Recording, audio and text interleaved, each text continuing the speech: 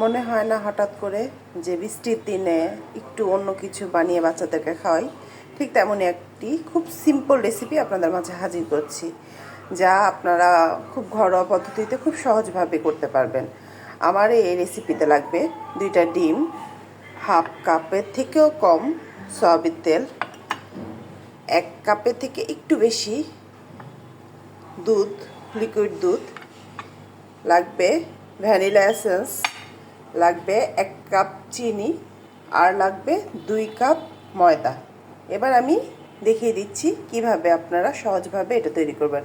আরেকটা জিনিস ভুল হয়ে গেছে, আমার লাগবে পাউডার, এটা বেকিং পাউডার।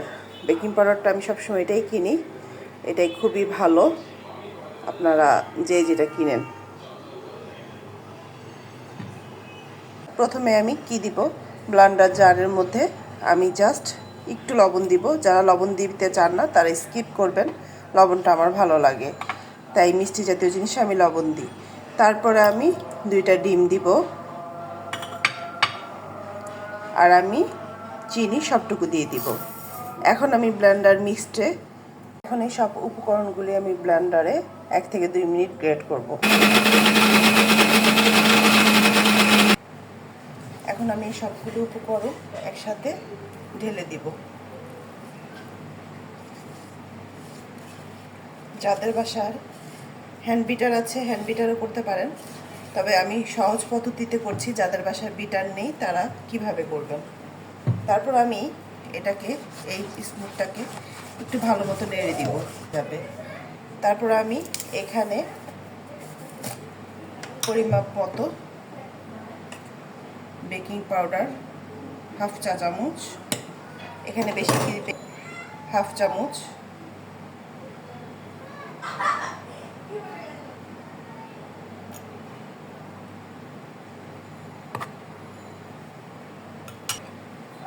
ময়দাটা আর লিকুইড দুধ সব একসাথে দিয়ে দিব। এবার আমি ব্যাটারটা খুব সুন্দর করে হাতে স্মুথ করে ম্যাশ করব, যাতে করে এখানে কোনো লাম্পস না থাকে। এখন আর কোনো ব্লেন্ডার বা বিটারে করা যাবে না, সব ঠিক। আমি বাটারটা করতে করতে যখন এই থিংটা এসেছে, তখন আমি যে হাফ কাপ তেল ছিল, বা সামান্য একটু তেল দেবো আমি এখানে, সেই তেলটা এখানে মিশ্রণ করব। তেলটা সব ইচ্ছে করেন নর্মাল পানিও দিতে পারেন, তবে মিল্ক দিলে একটু টেস্ট হয়, ভালো টেস্ট হয়।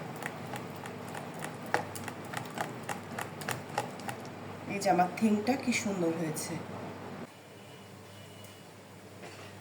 অসংখ্য ছিদ্রযুক্ত প্যানকেক,